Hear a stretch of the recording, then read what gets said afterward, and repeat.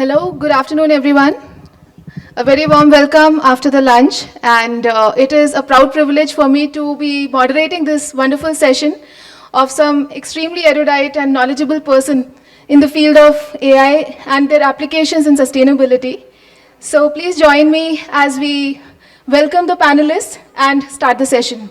So just to give a quick round of introductions, I would request each of the panelists if you could just in one line talk about yourself and also give an introduction about the work related to AI in sustainability that you do. Thanks. Thanks, Gayatri. Looking forward to this session. Great experience. My name is Piyush Saxena, and I head cloud business and offerings for HCLTech. As part of my current role, I work with our global customers in terms of driving their cloud initiatives and AI initiatives with a very strong focus on sustainability. Yeah, thank you. Thanks, Piyush. Hello, my name is Chaitanya Kalia. I lead the climate change and sustainability practice of EY in India, and we wear some few more hats. We have a global virtual organization, which is EY Sustainability and EY Carbon. I'll take a interesting story to tell. Way back means in 1996 and 97, I did my master's in computer application. That time, neural networks and AI that was applied in the water, because that was the challenge, water scarcity. And the course was called hydroinformatics in Holland. But nowadays, you will very soon hear there are courses which is carbon informatics. So things are changing now. Thank you very much. Very interesting. Yeah. Hello, everyone. Good afternoon. I'm Nagesh Kartheek. I work as a director of architecture at Amadeus Software Labs, Bangalore. Just a quick introduction of Amadeus Software Labs. I mean, if you have taken a flight to come to this conference, or if you have struggled, for example, to change your ticket due to disruption, especially during pandemic, it's most likely that you would have booked in the back end through one of the Amadeus multi-portfolio system. So that would have powered the travel technology. So we pioneered those systems and probably close to 60% of the travel bookings across the world. Thank you. I'm Sudha Srinivasan. I run the Center for Social Innovation at the Nudge Institute. We are a Bangalore-based non-profit working towards the vision of poverty-free India within our lifetime. And our path towards that is through resilient livelihoods for all, working with governments, markets, and civil society. Good afternoon, everybody. My name is Sathish Seshadri. I'm coming from the organization called Genpact. We are a professional services firm applying the power of data, tech, and AI to changing business outcomes. And my specific role is I lead sustainability and ESG. And in that, I look at two particular dimensions. One is how can we help our clients in their sustainability journey using the power of data, tech, and AI, and also apply that to our own organization in terms of our net zero and our environment, social, and governance objectives. Looking forward to this discussion. Thank you, everyone. And a big round of applause for the panelists once again, please. Great. So I'll introduce myself. I'm Gayatri Chauhan, your moderator for this session. And I'm the founder and CEO of BuzzOnEarth, which is an organization focused on mainstreaming sustainability and climate action. And we do that by offering programs and services to corporates, startups, and the youth, and trying to connect the dots in the entire ecosystem to be an enabler in the process.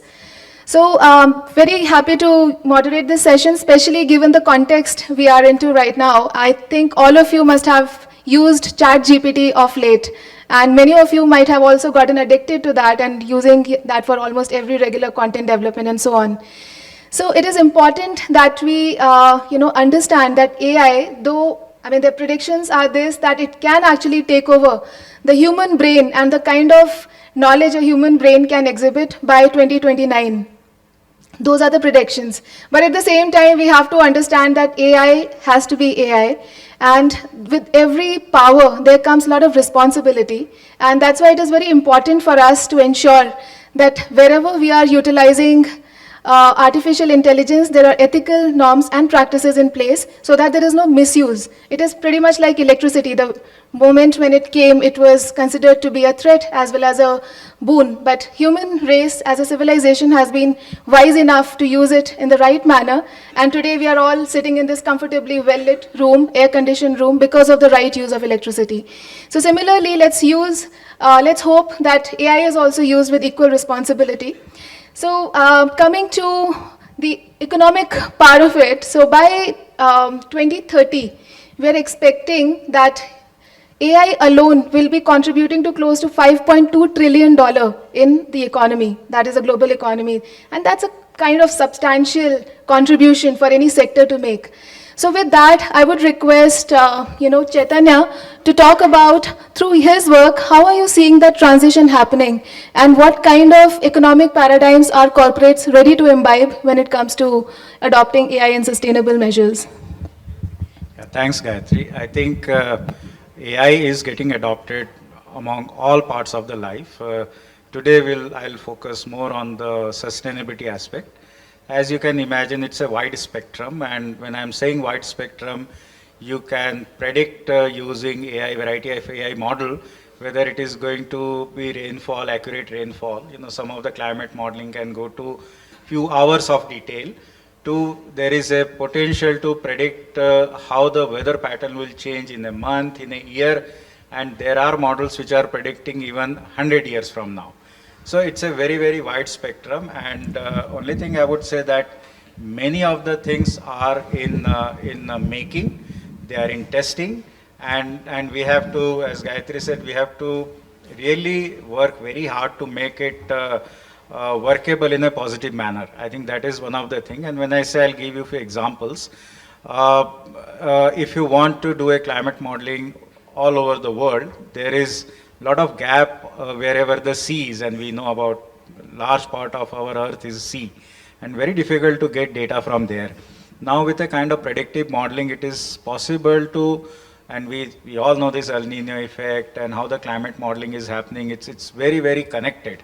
Therefore, with more predictive power, more accurate analysis possible, it will be a very good planning tool for government, for public policy maker, if they can do the prediction based on variety of things. For example, government can look at, is the weather pattern is shifting, so how they should provide subsidies, for example, in some area.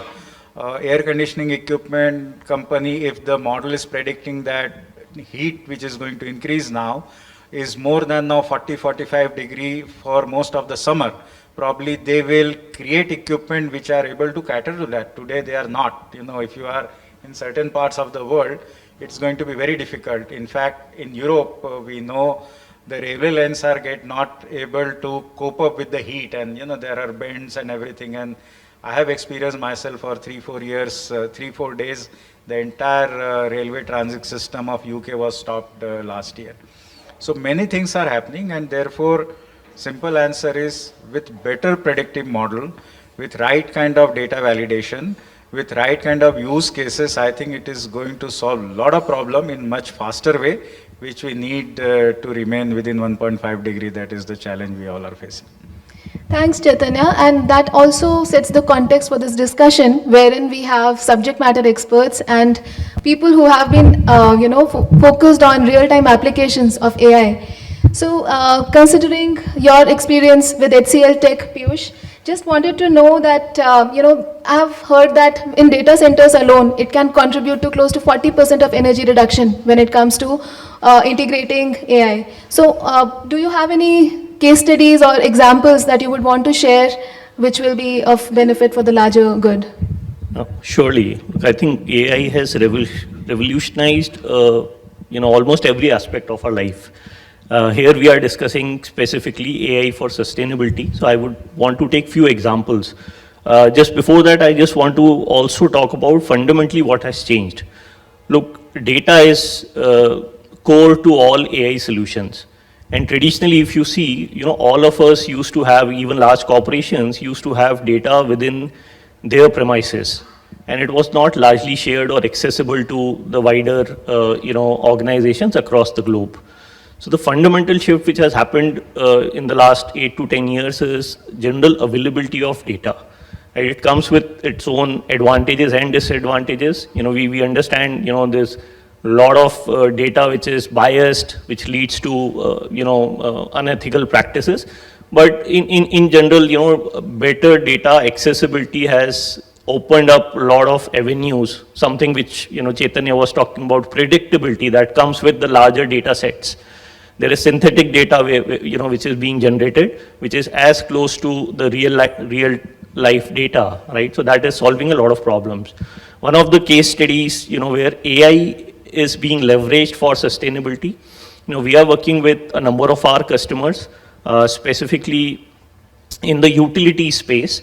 And one of these customers, we have deployed big data and AI technologies to ensure that within their community, there is limited or reduced water leakage in the pipelines, right? It's a very simple use case, but it's an IoT and AI-led use case, which was practically not possible before the advent of AI solutions. And through this, we have been able to reduce 34% of the water leakage. We are also able to predict, what are the potential leakages, what part of the season, what part of the, supply chain these leakages are going to happen. And, those are the solutions which are now being replicated across the world. Very interesting, and that's a very tangible case study, I would say. Thanks for sharing that. So that brings me to you, Nagesh. So since you represent a very happening industry, travel and tourism, so would you be able to showcase or talk about a case study wherein how you have been able to, integrate AI in order to drive real-time benefits on your business? Sure. Thank you very much. So just to put the matter to perspective, at Amadeus, which powers as a travel technology partner, the volume of transactions we handle today, it's about, say, close to 5 billion transactions each day. So this is processed at a data center at Erding in Germany. Now, these are all online transactions. You have not just north-south, but also east-west, that is collateral traffic. So Amadeus, back in 2010, we converted our data center to be the more efficient in terms of energy efficiency. We received a certification from European Union in terms of the first data center in Europe to receive that in terms of energy efficiency. And what was the percentage reduction? So we progressed further. Now in 2019, we reached the net zero carbon neutral as a data center. Excellent. And so it's largely because of the application of proper cooling systems and making the data center being energy efficient with greener sources. So this was just the beginning. Now this was only on the operations, but bringing the artificial intelligence, especially in the last few years. So when a user or a traveler makes a search request to fly from one place to another, today already, previously it was mainly the cost that was also always the driving factor. Today, travelers also seek more carbon sensitive options. So we are making, for example, a better optimized travel route offer so that the traveler makes informed decision. What will be, we work with one of the famous universities to determine the minimum connection time with artificial intelligence between what is the right path to take, what is the nearest destination to take, especially when you are doing the co-traveling. So this way, because travel industry itself contributes close to 12% of the global carbon footprint. So whatever we will be able to do and make the traveler take informed decision about the carbon breadcrumb that the person is going to leave with the travel has been very helpful in that regard. So just to cite another example, we worked with for a decade of innovation with Heathrow Airport, one of the busiest airports. So where the operations have been significantly improved with a lot of self applications. and with cloud they probably process about 2 bags each second, which is highest in the world. So this way they optimize their operations, thereby reducing the energy consumption and making it more sustainable, for example. Airlines topic, I just wanted Sure. to quickly add one example, Yeah. which is about contrail avoidance. And you know, contrails, when we see the airplanes flying, we also see some white smoke behind the airplanes that is termed as contrails, right? What happens is the pollution gets trapped in the cloud wherever the region is humid, right? And then once it gets trapped, you know, the heat from the earth is not able to pass through, and it leads to more, you know, greenhouse effect, right? So Google, what they have done is they have aligned and they're working with the airlines, and they have a route suggestion based on minimum contrail effect. Now the key thing is, you know, it's easy to make this, you know, technology and solutions. They have also estimated that if you go with the route which is recommended, there are two things which will happen. One, the airlines will have to pay extra 2% for the fuel cost, right? But it saves 30% of the 34% of the jet fuel carbon emission if you invest that 2%. And a lot of airlines are adopting that recommendation. Very interesting example. So I'll very quickly move to Sudha in the interest of time. Sudha, you represent the social innovation ecosystem and the kind of impact that your organization drives. It is, you know, touching the bottom of the pyramid as well. So how do you see AI integration in the kind of work that you do? And do you have some interesting case studies or examples to share with us? So very notable thing about AI is, unlike other technology, which started with higher margin businesses and then trickled down to the affordable segment, there's no trickle down in AI, right? You have to ab initio build AI to serve use cases for the bottom of the pyramid. And for that, you need innovators who will go into spaces where there is very little money to be made, at least at the beginning, right? So a lot of what we're doing today is creating a nurturing ecosystem for entrepreneurs who are not just out there to build the next unicorn, but are out there to create an inclusive society that leaves nobody behind, right? Entrepreneurs who will focus on the small and marginal farmer segment, right? So a lot of this climate data, information on when and where to sell your produce, information on how to access affordable credit, is today inaccessible because of A, there is information asymmetry, B, because there's just a first access barrier, right? You do not have devices, you do not have the foundational digital literacy required to be part of this post-AI world where data is oil and, you know, access to a device and information is power. These are the entrepreneurs trying to bridge that gap. The second kind of entrepreneurs are those who are actually creating a revenue stream using AI. For instance, last month's Time magazine cover was Kalia. Kalia has created a revenue stream for people that speak diverse languages for, you know, just producing voice data. There's Farmers for Forests, Gramhal, organizations that are using AI for extension services and advisory for farmers, for converting their the trees that they grow into carbon credit streams for them, right? So it's actually money in the hands of people. The third kind are those that are bringing down the cost of basic utilities, products and services using AI technology. For instance, a skilling program today might run somewhere around 10 to 15,000 rupees per student, and hence is accessible a layer of population and above. But using AI, using open AI in particular, you can have very bespoke, personalized skill development, right? Going through a chat bot into a very simple device, and bringing that cost to sub 1,000 rupees per student. Suddenly the market expands to everyone that erstwhile could not afford such training and skill development programs. So altogether, I think we've embraced this opportunity to nurture India's top talent, top AI talent, to solve for the base of the pyramid and create the conditions in which these startups too can have that early stage seed funding, a network of mentors, everything that a startup entrepreneur of any other genre requires. That in essence is our work. Okay, thanks. Thanks for that.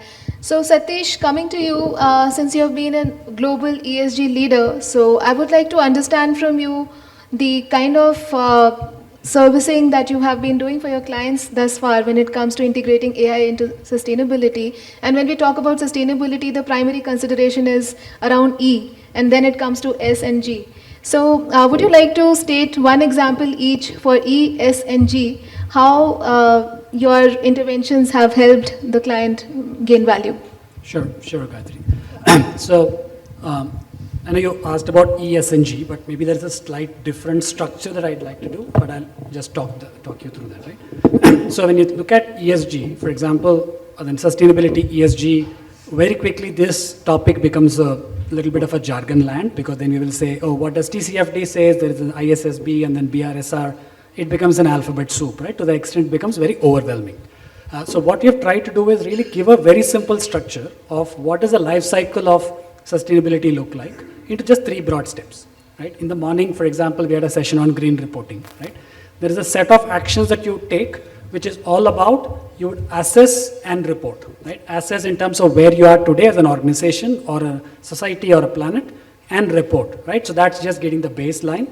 And we spoke about the importance of data and the risks of greenwashing in the morning, right? So that's one broad spectrum, and I'll come to examples there. The second is, now that we know where we are, I think invariably everybody agrees that we are not happy with where we are. So we need to move or transition to a sustainable future, and that might mean fundamentally different things for different organizations and societies.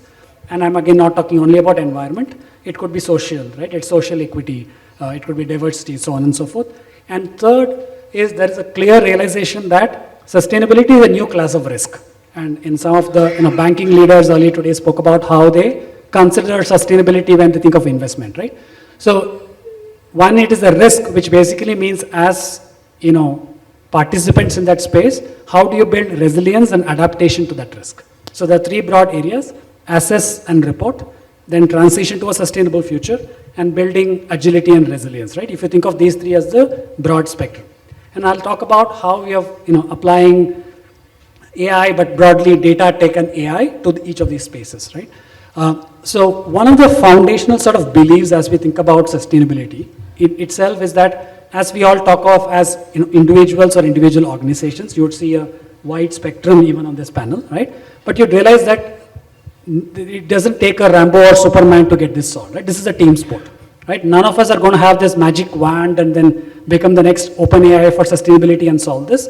We need all of us to work together, right? So all of our actions have therefore been thinking of this as an ecosystem play, and I'll give you 3 quick examples, right? So the first, assess and report again. What we've been trying to think about is, we spoke about BRSR earlier today. There is ISSB standards, which is gaining popularity with respect to its adaptation in Europe, in CSRD, and there is, the US is still in the works. What that leads to is in a global environment, very quickly, they are all sort of in a global village, so there are customers and suppliers across the world. How do you create interoperability in a way that each organization, regardless of where they are in the world, is able to understand each other's ESG language, right? So just a month back, we conducted as part of B20 of G20, right? We conducted a roundtable in India, along with CII, where we brought industry participants to really think about, we have an Indian standard, that is ISSB as a global standard, it was done along with ISSB. How do we create interoperability of standards so the data can start talking to each other, right? So that's on the assess and report. Now, my favorite example is on transition, right? Because the bulk of the action is about moving, right? Any amount of assessment and sort of chest thumping is not going to take us anywhere. Transitioning to a sustainable future. Here, what we did was really working with a large power manufacturing company. Right? This is a company which manufactures equipment for power plants to really help them with their customers. And just to give a sense of what those customers might look like, right? So typically the life of a power plant is 50 to 60 years, Yeah. So we all talk about, oh, why we should move to renewable energy, there is wind and solar, but what happens to the existing capacity, right? So how do you help them transition? So what we then did was, using AI, we, for about 2,000 power plants, largely in US and Europe, we built a model to be able to predict the carbon emission by each plant, depending on the age, the components that are being used, and a whole host of things.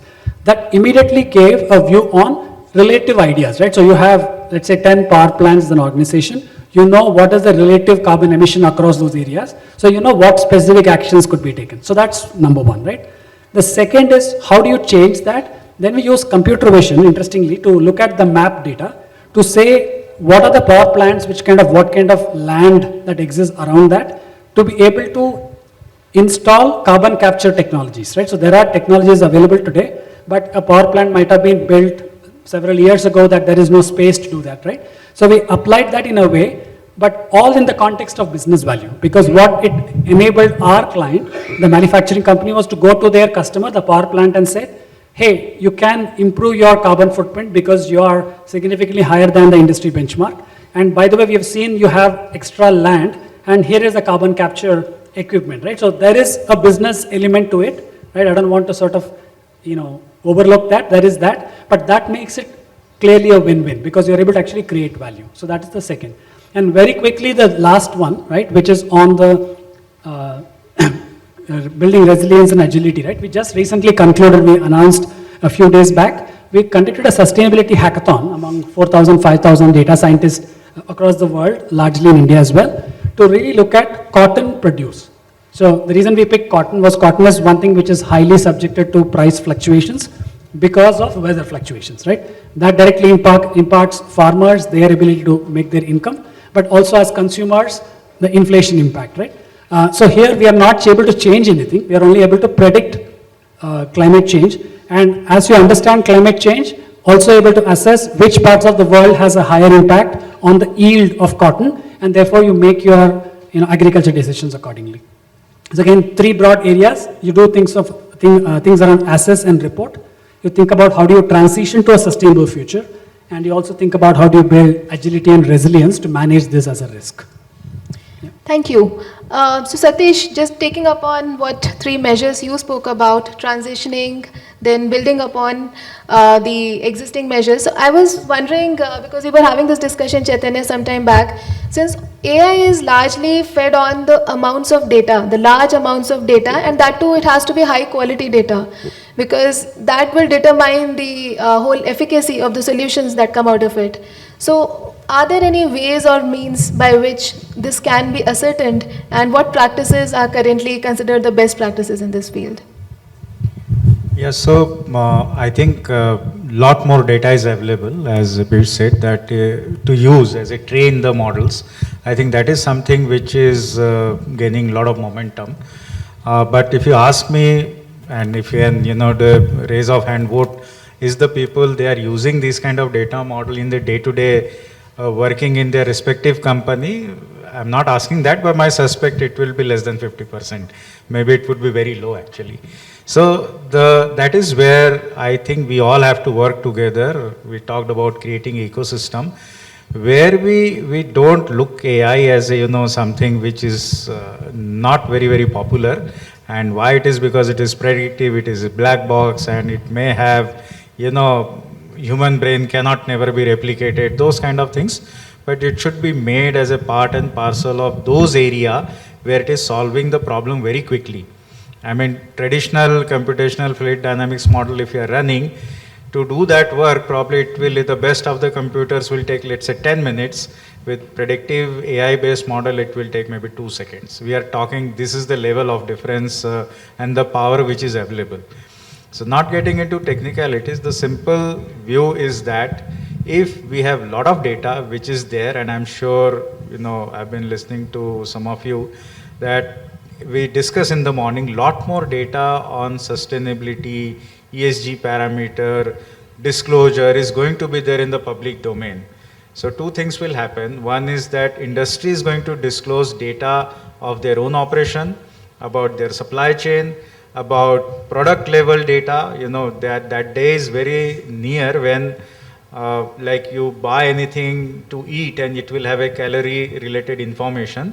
Very soon you will have a barcode where it will have information related to sustainability parameters, which means that a lot more information has to be disclosed about the environmental performance of anything. It could be services, it could be product. And that data is going to be very useful to create a very, very large ecosystem where we know what is likely to be impact of our action.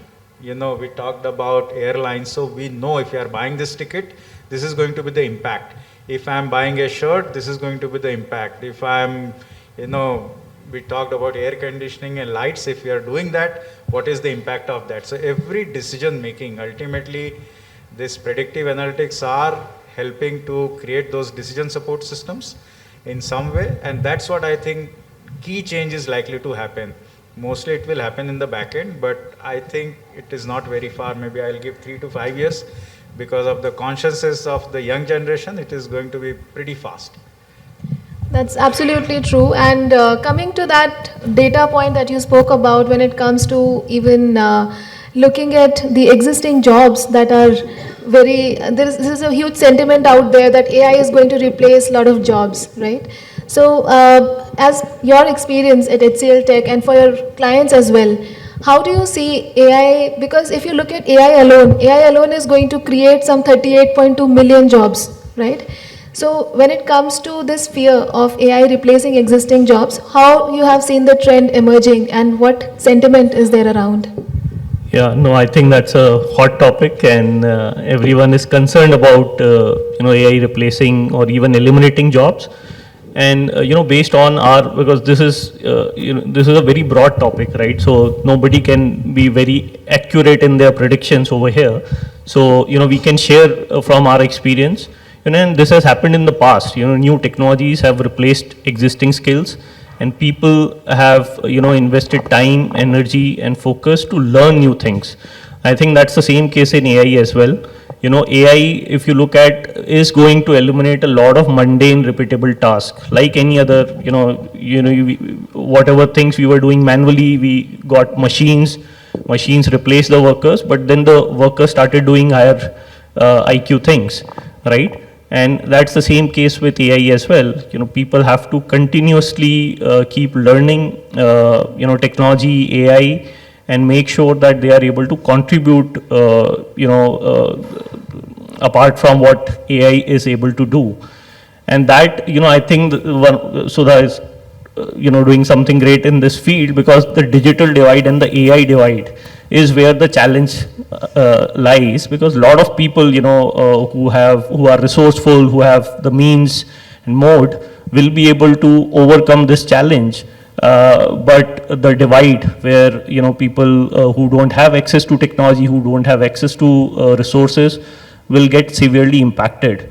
And that's an area we have to work upon, and also at some point in time probably moderate. 3 to 5 years, maybe there is an opportunity to delay that, to make sure it doesn't impact our society in the way it is predicted.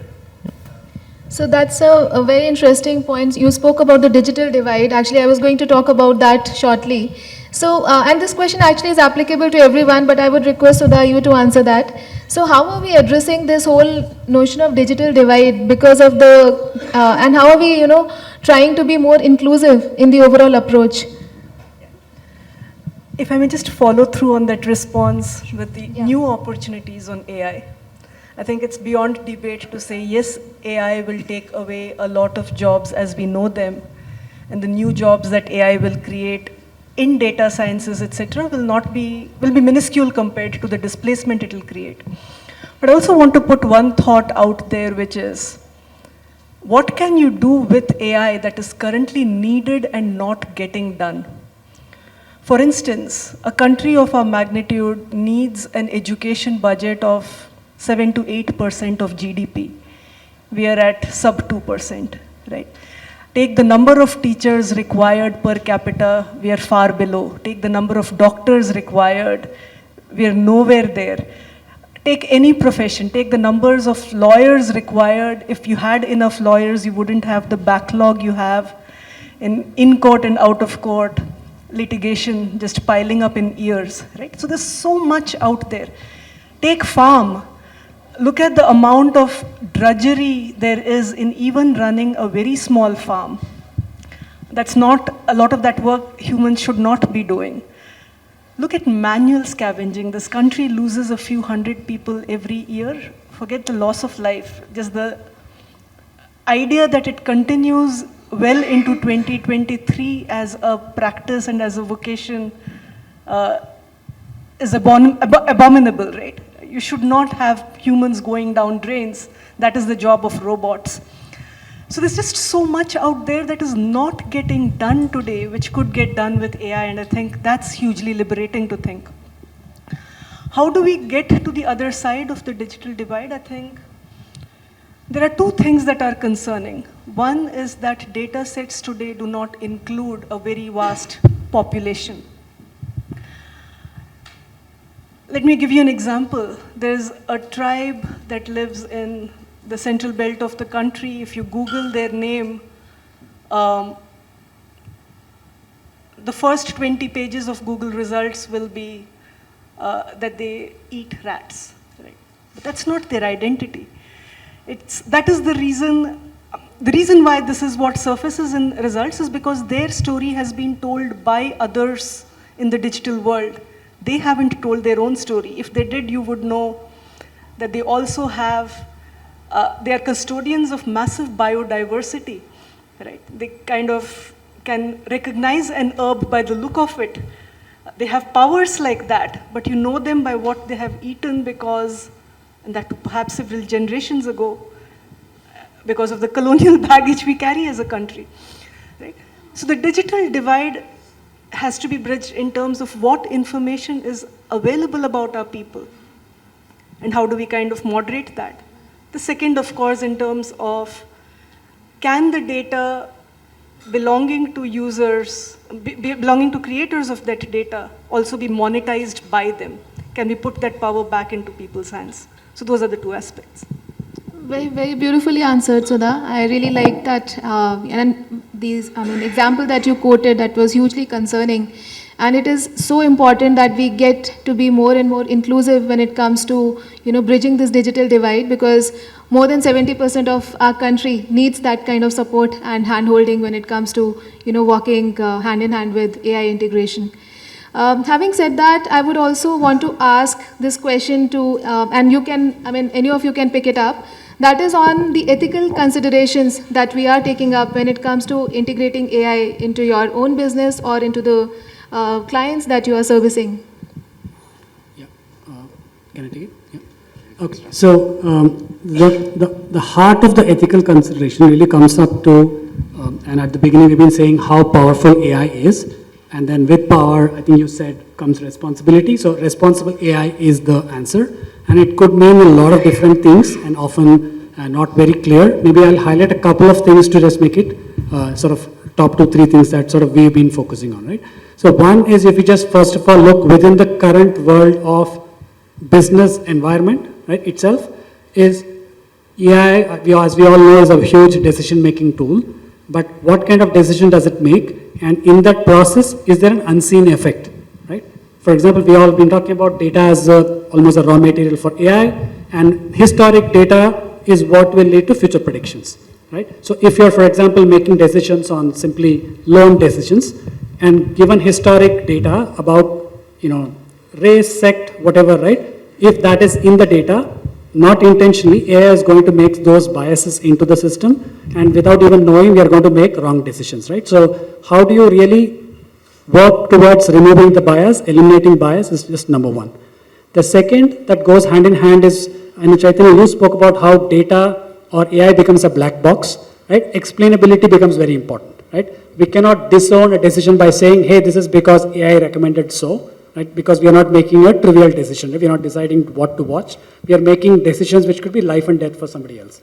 So how do you think about explainability, transparency of what we are doing? And third is, what is the entire guardrails and governance around it, right? So can we actually say that when you give this data, this is exactly how this will be used for this long. After that, you have the right to actually rip off that data from my system if you wish to do so. there are sort of great examples like GDPR, etc., that come up in parts of the world. How do you incorporate that in the world of AI so that there is clear demarcation on IP, who owns the IP on not just ideas, even our own data? So just to continue a point on that, Yeah. see, we are all wired today. So whether we like it or not, someone is always listening to us, someone is tracking us. So just an example is we conducted a very similar sustainability hackathon where we were 3 days locked up in a room. And fourth day, my colleague gets a message because he's monitored his conversation with his wife, and he gets a message, do you need marriage consular services? So there is we embark that issue of trust and whether my personal data is indeed used for my betterment. So yes, GDPR is one. Indian government also passed certain rules. In this data and AI gold rush, we embark that data sovereignty problem, which we term in the architecture world as blockism, where we are trying to create a distributed yet interoperable architecture with proper isolation, autonomy, and then preserving the sovereignty at each place. But this is a problem we embark, and responsible AI, it doesn't just come with the definition, because there's a lot to act behind that it's necessary. Absolutely. And that brings us to the end of this session. Thank you so much to all the panelists. I would like to conclude by just a few pointers that have come up as part of this discussion, that AI is going to be a great boon for the current generation and the generations to come if we are able to use it effectively in order to create a more sustainable world. And if AI was to have a sustainability motto, it would be something like transforming towards a more sustainable world, one algorithm at a time. And we have to see that how we are able to get this transition incorporated in almost every sphere of life, because the incremental improvement, it is so visible. We have already discussed quite a few case studies and examples today where we were able to see 30% increment in efficiency, or 40% reduction in cost, or 20% reduction in productivity, 20% increase in productivity, 30% reduction in the workforce that is required. So we are having a tool in our hands that can make it far more productive, far more efficient, and far more energy, conserve energy and water and all the resources that are required to do the processes the way they are done. So AI is a great tool when it comes to sustainability. All we have to ensure is that it is used responsibly, and there are enough and very well managed data sets that are focused on qualitative measures as much as the quantitative measures. With that, I would like to thank you all. Thanks for being here.